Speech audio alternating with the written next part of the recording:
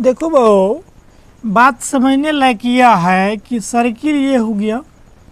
Circle में इस line को क्या कह दिए थे, इस लाइन को कह दिए थे स्पर्श रेखा, जिसको टेंजेंट लाइन कहते हैं। इस बिंदु को क्या कहे थे, स्पर्श बिंदु। इसको क्या कह रहे थे, केंद्र। केंद्र से परिधि तक को छूने वाली रेखा को क्या कहते थे, त्रिज्या। यहाँ से आर कहते हैं। तो हम ये कंसेप्ट सिखाए हैं क्या, स्पर्श बिंदु और त्रिज्या के बीच में कितना डिग्री का कोण, 90 डिग्री का कोण। अब यहाँ से समझिए, यहाँ से एक त्रिभुज का निर्माण हो रहा है और ये त्रिभुज कैसा बन रहा है, समकोण त्रिभुज बन रहा है। इसके बारे में थोड़ा डिटेल सीखेंगे। इस समकोण त्रिभुज बन के कहाँ से आता है। एक दूसरा तरीका से इसको देखते हैं, क्या इसको क्या कह दिए, केंद्र। एक ऊपर से एक स्पर्श रेखा देखिए जा रहा है और यहाँ पे देखिए केंद्र से त्रिज्या यहाँ तक मिलाने वाली रेखा को त्रिज्या बोल दिए। त्रिज्या और स्पर्श बिंदु, स्पर्श रेखा से बनी कोण कितना डिग्री, 90 डिग्री का। और यहाँ से एक त्रिभुज का निर्माण हो रहा है। इनको डिटेल से समझने के लिए हम लोगों को सीखना है, पीछे बचपन में पढ़े होंगे कि पाइथागोरस नाम के एक मैथमेटिशियन थे जिन्होंने पाइथागोरस थ्योरम बताए। उसमें कर्ण पाइथागोरस थ्योरम अपने नाम पे एक थ्योरम दिए जिन्होंने कर्ण, लंब और आधार में रिलेशन बताए थे। आज हम उन्हें सिखाते हैं।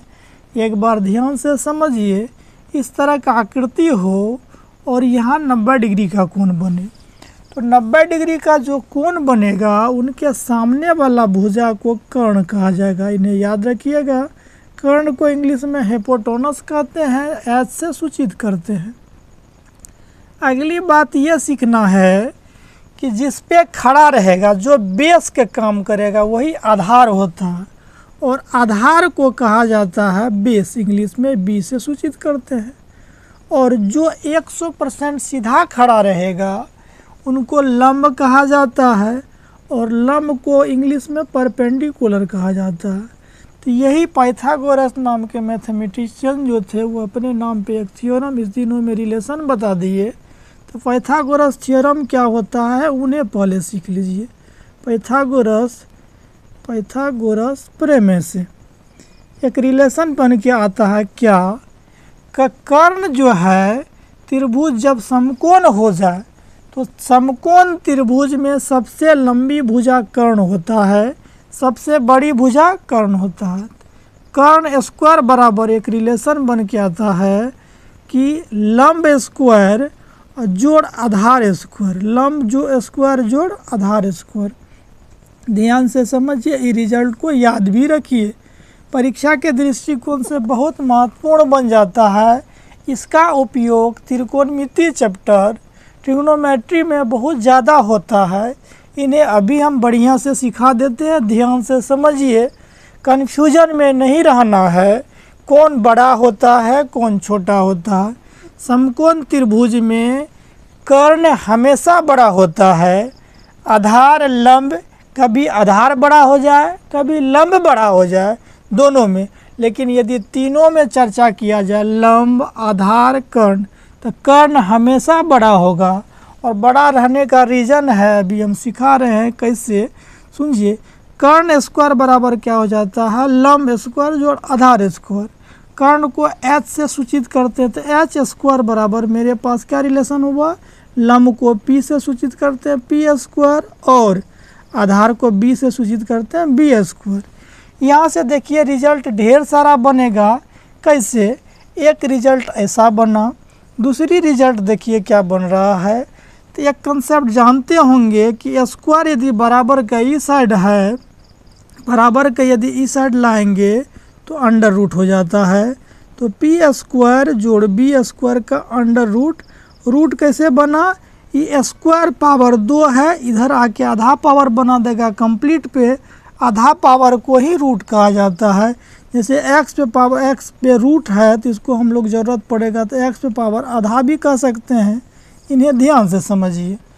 एक रिजल्ट ये भी बन सकता है कि अकेले कर्ण निकालना हो तो लंब का स्क्वायर जोड़ आधार के स्क्वायर कहने में कोई समस्या नहीं है। अगला रिलेशन एक बात और समझिए, यदि हमें सिर्फ निकालना हो लंब स्क्वायर तो देखिए पी बी स्क्वायर प्लस में है तो बराबर का उस साइड भेजेंगे तो बी स्क्वायर माइनस हो जाएगा, तो पी स्क्वायर बराबर एच स्क्वायर घटा क्या हो जाएगा बी स्क्वायर। तो हम डायरेक्ट लिख सकते हैं क्या, पी स्क्वायर बराबर एच स्क्वायर घटा बी स्क्वायर। तो यहाँ से एक रिलेशन और याद रख लीजिए क्या, कि अकेले पी निकालना हो तो हम कह सकते हैं एच स्क्वायर घटा बी स्क्वायर। एक रिलेशन और बनने लायक है, देखिए एक फार्मूला यहाँ से बन गया, दूसरी फार्मूला यहाँ से बन गया, तीसरी फार्मूला यहाँ से बन गया और चौथा फार्मूला यहाँ से बन गया। एक दो फार्मूला और बना देते हैं, कैसा पांचवा फार्मूला, क्या फार्मूला बन सकता है, यदि हम बी स्क्वायर को रखें तो p बराबर का उस साइड जाएगा तो p के सच में कुछ नहीं है तो प्लस है, उस साइड जाएगा क्या हो जाएगा माइनस। हम लोग इसको नहीं कह सकते हैं बी स्क्वायर बराबर एच स्क्वायर घटा पी स्क्वायर। यहाँ से b बराबर अकेले रिजल्ट ला सकते हैं एच स्क्वायर पी स्क्वायर का अंडर रूट, यहाँ तक किसी को संदेह नहीं होना चाहिए। तो यहाँ से कोई भी चीज़ का यदि ज़रूरत पड़ जाए, हमें सिर्फ बी फॉर आधार, यहाँ एक बार समझ लीजिए, एच फॉर कर्ण, पी फॉर लंब, बी फॉर आधार, जिसका ज़रूरत पड़ जाए हम डायरेक्ट निकाल सकते हैं ना। तो निकालने के लिए देखिए कर्ण हमेशा बड़ा है तो जिससे तुलना कर रहे हैं उस छोटा वाला भुजा उससे छोटा हो जाएगा, दूसरा तीसरा भुजा रहेगा। जैसे देखिए बी स्क्वायर यहाँ माइनस हो जाएगा, पी स्क्वायर यहाँ माइनस होगा तो बी स्क्वायर रहेगा, यहाँ जब बी स्क्वायर माइनस रहेगा तो यहाँ पी स्क्वायर रहेगा। जब एच स्क्वायर अकेले आएगा तो दोनों का स्क्वायर का योग के बराबर होगा, इनको याद रखना है। और अगली बात, ये 6 फार्मूला को ध्यान से समझ लेनी है, इनके बाद अब कभी भी कंफ्यूज नहीं होना है कि जैसे इस तरीका का कोई भी समकोण त्रिभुज रहे तो कर्ण जो रहेगा हमेशा बड़ा रहेगा, साथ ही साथ बड़ा के साथ साथ ही पाइथागोरस ट्रिपलेट का फॉलो करना पड़ेगा। मान लीजिए एक भुजा 4 है, दूसरी भुजा 3 है, इस भुजा कितना होगा तो डिपेंड करेगा पाइथागोरस प्रमेय के आधार पे। इसको क्या कहेंगे लंब, इसको क्या कहेंगे आधार। तो लंब स्क्वायर जोड़ आधार स्क्वायर का अंडर रूट करते हैं तो क्या निकल जाता है कर्ण, यहाँ अभी बताए हैं कर्ण बराबर लंब स्क्वायर जोड़ आधार स्क्वायर। लंब मेरे पास कितना है 3, तो 3 का स्क्वायर यहाँ लिखेंगे तो कितना हो जाएगा, 3 का स्क्वायर यहाँ हम लिख दे रहे हैं 9 हो जाएगा, यहाँ लिख दे रहे हैं एक बार देख लीजिए। तो 3 का स्क्वायर मेरे पास कितना हो जाएगा 9 हो जाएगा, प्लस 4 का स्क्वायर यहाँ बी फॉर आधार 4 का स्क्वायर कितना हो जाएगा 16 हो जाएगा, 16